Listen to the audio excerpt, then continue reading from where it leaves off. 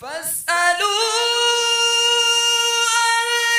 الذكر إن كنتم لا تعلمون۔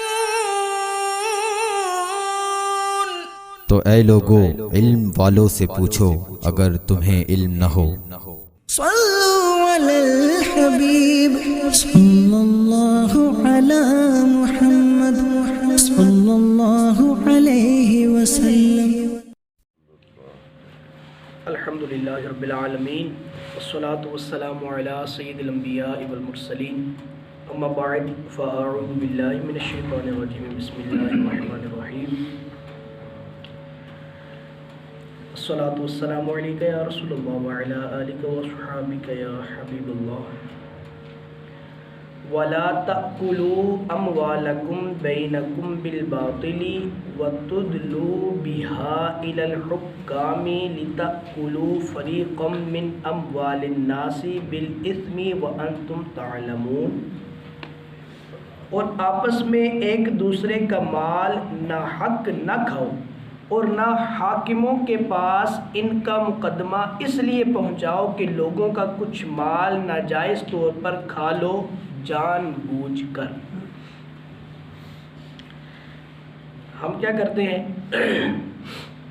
ہمیں پتہ چلنا چاہیے کہ کسی طریقے سے فلاں جگہ سے کوئی زمین اس بندے کے ہاتھ سے نکل سکتی ہے، وہ رقم اس کے ہاتھ میں جا رہی ہے، وہ اس کے ہاتھ سے نکل سکتی ہے، ہم فوراً سفارشیں لڑانا شروع کر دیں گے۔ ہم فوراً کوشش کریں گے کہ یار کوئی ادھر سے بندہ ملے، کوئی ادھر سے ملے، کوئی یہ سفارش ملے، کوئی یہ جناب وہ بڑا فن خان قسم کا کوئی بدماش مجھے جناب ہاتھ رکھ دے میری پیٹھ پر کہ تم آگے چلو میں تمہیں قبضہ چھڑا کر دوں گا۔ اور ہم لوگوں کی زمینوں کو ہتھیانے کے لیے بالکل تیار بیٹھے ہوتے ہیں کہ کسی طریقے سے میں زمین ہتھیار لوں، کسی طریقے سے میں مال ہتھیار لوں۔ اللہ نے فرمایا کہ نہ حق ایک دوسرے کا مال مت چھینو، جس کا مال ہے اس کے پاس رہنے دو، اس کی چیز ہے یار۔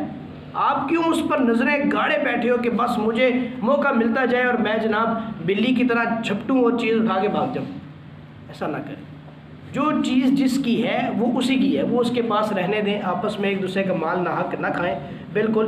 اور اس بات پر بھی اللہ نے منع فرمایا کہ حکام تک ہم مقدمہ لے کر جائیں، اسی میں جھوٹی گواہیاں بھی آئیں گی۔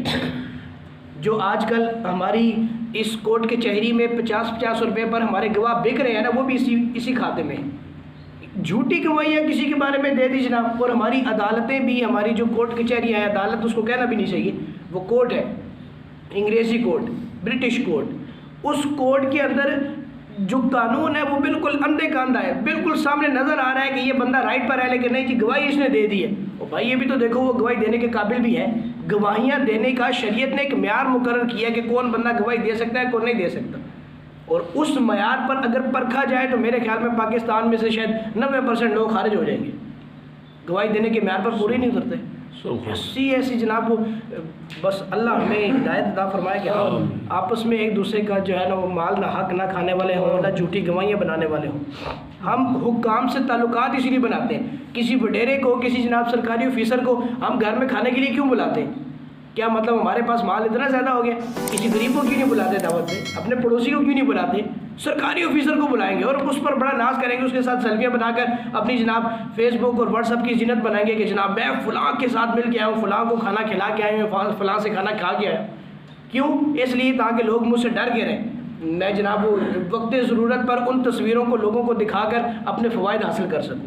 یہ سب بہت غلط، رشوت اور ناجائز قسم کے کام ہیں۔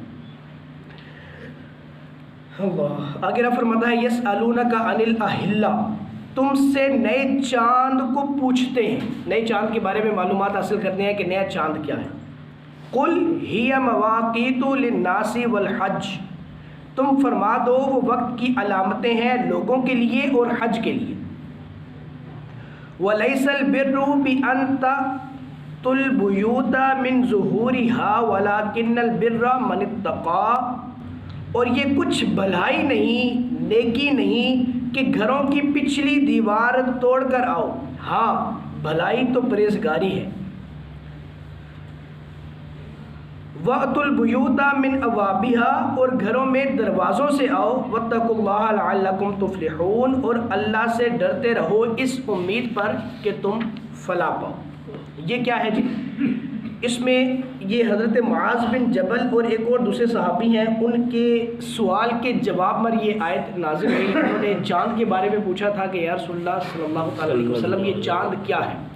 تو چاند کے اس طرح کے سوال کے جواب میں اللہ تبارک و تعالیٰ نے یہ آیت نازل فرمائی، چاند کے فوائد بتائیں۔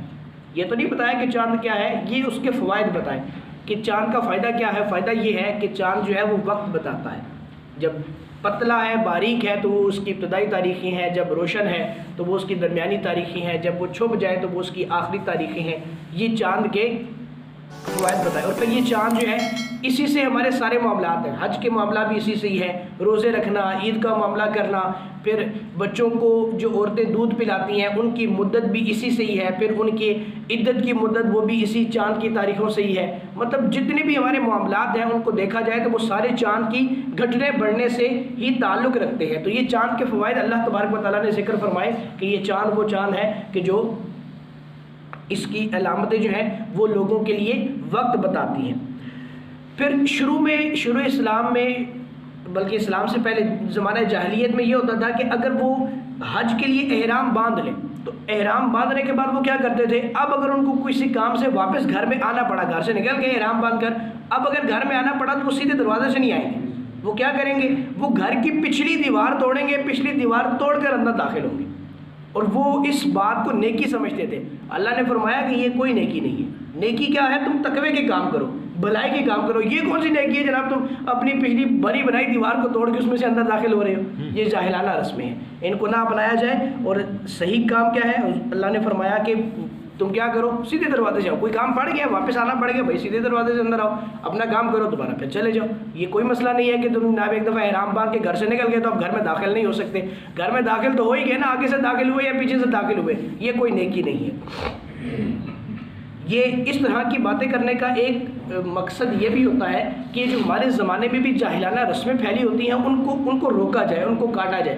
کیا ہوتا ہے کہ ہم بعض دفعہ جو ہے وہ ہمارا رہن سہن اسلام سے ہٹ کر بعض ایسے گروہوں کے ساتھ ہوتا ہے، ایسے مذاہب کے ساتھ ہوتا ہے کہ ان کے ہاں ان کی کچھ اپنی رسمیں ہوتی ہیں۔ جیسے ہمارے ہاں پاکستان میں چونکہ ہم اور یہ مسلمان اور ہندو اور سکھ یہ سب اکٹھے رہتے تھے، تو ہندوانہ اور سکھوں کی رسمیں ہمارے ہاں بہت زیادہ شامل ہو گئی ہیں ہمارے اس پاکستان کے اسلام میں۔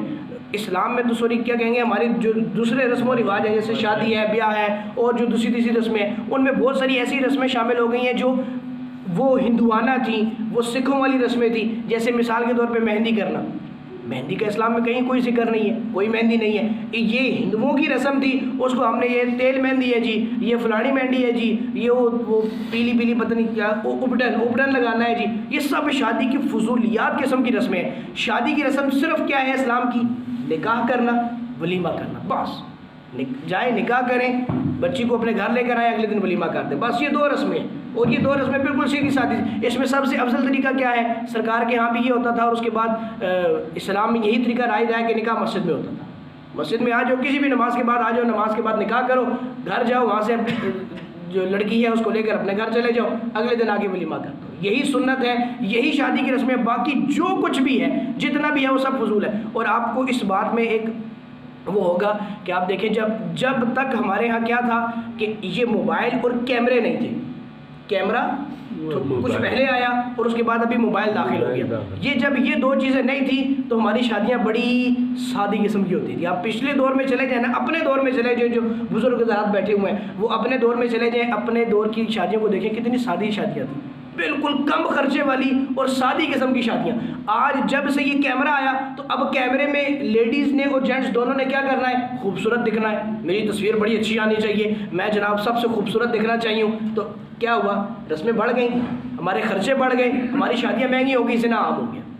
تو اس چیز سے جب تک ہم چھٹکارا حاصل نہیں کریں گے تب تک ہماری شادیاں شادی نہیں ہو سکتی۔ بالکل کوئی تصویر، کوئی کیمرہ، کوئی موبائل الاؤ ہی نہ کریں شادی میں، بالکل سادہ کام رکھیں۔ دیکھیں آپ بالکل شادیوں کے کتنے سارے خرچے کم ہو جائیں۔ پہلے جہیز بھی کم ہوتا تھا کیونکہ کسی کو دکھانا نہیں ہوتا تھا، اپنی بچی کی ضرورت کے لیے دے رہے ہیں، جتنا آیا ٹھیک ہے دے دیا۔ اب چونکہ وہ کیمرے میں، موبائل میں، ویڈیو میں اور 4 لوگوں اور کو دکھانا ہے، تو جب دکھانے کی بات آ گئی تو خرچہ بڑھ گئے۔ اب ہم نے ہر چیز کو دیکھنا ہے جناب، وہ بیڈ بہت خوبصورت ہو، اونچا سا ہونا چاہیے، اس کا اسٹیج ایسا ہونا چاہیے، اس کا جناب پٹا ایسا ہونا چاہیے، اس کے برتن ایسے ہونے چاہیے۔ جو کچھ چیزیں جب ہم بڑھتے جائیں گے، لوگوں کو دکھانے کے لیے کام کرتے جائیں گے، تو پھر ہم فضولیات میں پڑھتے جائیں گے. اللہ ہمیں نیکی کی ہدایت عطا فرمائے. اور بھی اس میں بہت سی چیزیں ہیں، انشاءاللہ وہ نیکسٹ سنیں گے. اللہ تبارک و تعالی ہمیں ہر معاملہ سادگی کے ساتھ اور سنت کے مطابق اپنانے کی توفیق عطا فرمائے.